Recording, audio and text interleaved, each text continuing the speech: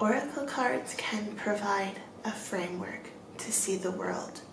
They can act as a mirror to reflect back at us the aspects of ourselves that we have been unwilling to see. I love to use oracle cards as a mirror into my soul, a mirror to reflect back to me what needs attention, what wants recognition, and what wants to be seen. So today I drew an oracle card for us. This is from the Enchanted Map Oracle, and today's card is Rock Bottom.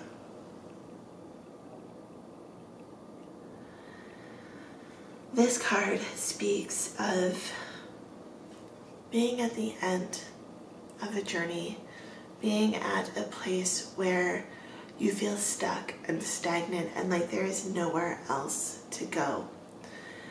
This card speaks of needing to release. Sometimes when we work so hard on something, it is hard to say goodbye, it is hard to let it go, and it is hard to move forward. We so often have projects or relationships or whatever it might be in this life that we put a lot of energy, a lot of time, and potentially even a lot of money into. And when it is at its end, we hesitate to let go, we hesitate to release that. A lot of the time, that hesitation comes from a place of fear.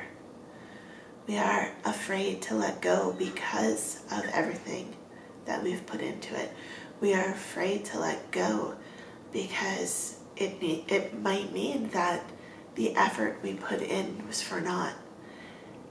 It also could symbolize the fact that we are addicted to whatever or whoever we are pursuing.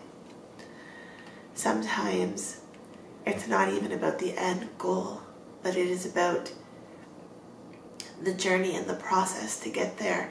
And sometimes you don't want to let go, and sometimes you don't even allow yourself to get to the end because you are addicted to some part of the process.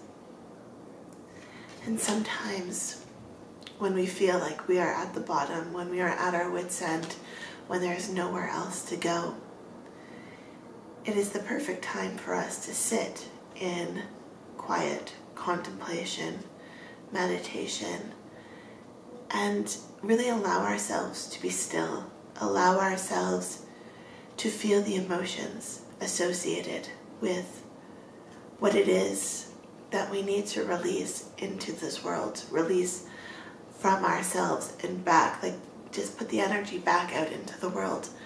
Sometimes we hold on to things for a lot longer than we need to. And the longer we hold on to it, the harder it can be to let go. But when you allow yourself to release, it is amazing the opportunities that can come forth. It's almost like when you're down in a pit, at the rock bottom of the well, it's like all of a sudden a staircase or a ladder or a pail down the well emerges to lift you out and to guide you onto the next phase of your journey. It's not even about completely letting go of the dream or the hope or the whatever you're wanting to go after here. But in the moment, there is clearly something that is blocking you from moving forward, and that is what we need to release. And the only way to truly understand what that block is to allow yourself to feel the emotions associated with it, to allow yourself to really think about what it is that's holding you back. And sometimes we realize that what's holding ourselves back is ourselves. We are sometimes our own worst enemy. I know you felt that. I certainly have. You know, sometimes you even say things to yourself like, oh, I know this is bad for me, but I'm going to do it anyway. And when you allow yourself to keep making those decisions, I'm not even going to label them good or bad, but when you allow yourself to do these things that you have already labeled as good or bad, then you have already set the wheels in motion for a negative experience around it. Experiences are not good or bad. They are not positive or negative. Experiences are just what they are, and it is our perception that changes how we interact with the world around us. Now, that's not to negate your emotions and your feelings in any way. There are many circumstances in this life that are just plain old shitty, right? They feel completely negative, especially in the moment. I'm not invalidating that. Your perspective, the way you view an experience, your perspective on the experience is 100% valid. But someone else could have the same experience and have a different perspective on the same thing. So a lot of the times we need to think, why is this my perspective? Especially on like mundane things. I'm not talking about huge, life-changing, dramatic events. It still applies.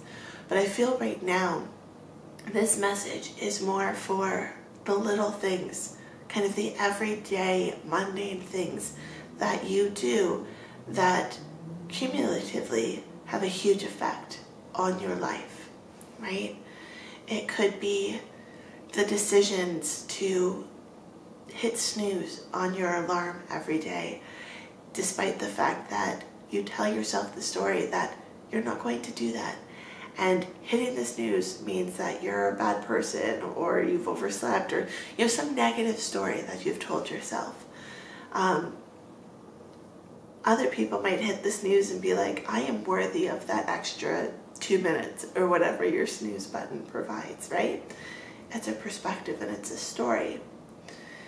So sometimes we need to look back and think about those stories that we tell ourselves for the tiniest little things, right? Say you go out and you get McDonald's for lunch because you're really craving McDonald's fries because they are delicious, right? But then as you're eating it, you're telling yourself the story that, well, I'm never gonna lose weight by eating these McDonald's fries. I'm never going to look attractive because I can't lose weight. I'm never going to find a partner because I can't be attractive, because I can't lose weight, because I'm eating the McDonald's fries. And you get this story wrapped up in your head, and then you tell yourself, they don't pay their employees well enough. The work environment isn't great. They're not healthy for you. And you have all these negative connotations around those fries, right? But those fries are just food. They're calories, they're nutrients, they're sustenance for you. And in that moment, when the option is to eat fries or be hungry, come on, like, you're gonna eat the fries. Just eat the damn fries. They're food. There's nothing negative about those fries, right? Is it the healthiest option? Maybe not. I mean, is it healthier than, I don't know, a kilogram of sugar? Of course. I don't know who'd eat a kilogram of sugar, but, there is always something worse. There's always something better.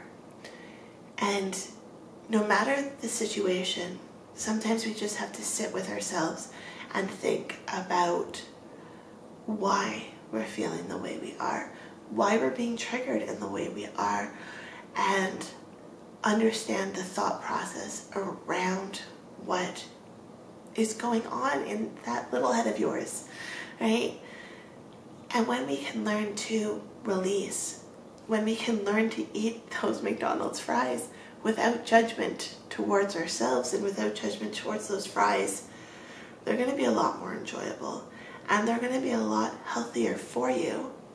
Even though the nutrient panel has not changed on those fries, mentally, it's going to be so much healthier for you because you're not telling yourself negative things about yourself as you're eating them, right? If it's just food and it's fueling your body and it is, what you need in that moment, if you can release the negative, the judgmental,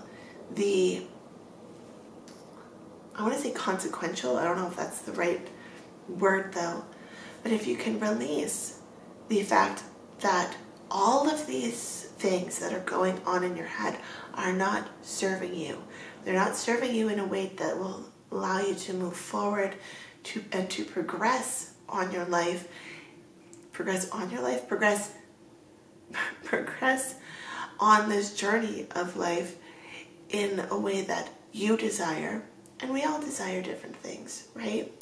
So if you're not allowing yourself to progress in the way that you want to because of these stories, you need to sit back and think about the stories. Sometimes that's the hardest part about shadow work, and sometimes that's the hardest part about having aspects of yourself mirror back to you, is feeling what it feels like to open up in those areas, to feel the emotions that are being triggered. So often we're like, nope, that I'm not dealing with that. Like, I'm going to put it away, put it on a shelf, deal with it tomorrow, deal with it next year, never deal with it at all. We have so many memories in our subconscious that we have suppressed and have decided to never deal with. And sometimes when you start working on shadow work, those memories come up and you're like, oh shit, I totally forgot that even happened. I totally forgot that this affected me the way it does. And so when you feel like you are hitting rock bottom, whatever that rock bottom might be, it's time to release so that you can allow the staircase or the ladder or whatever it is, the pathway up and out, to become apparent for you. When this card appears, I quite often assume that there is something very positive coming. A new perspective, a new journey just around the corner. But you have to be willing to see it, which means you have to let go of what you're staring at in the moment. You need to be able to look around and see the entire picture, not just this little section that you've decided to focus on. Okay? So I hope you enjoyed this card. I hope that you do not have to sit at rock bottom for much longer, and that you will be able to find your way up and out and on to the next great adventure. Love, light, and happiness to all of you. Have a fantastic day. Bye.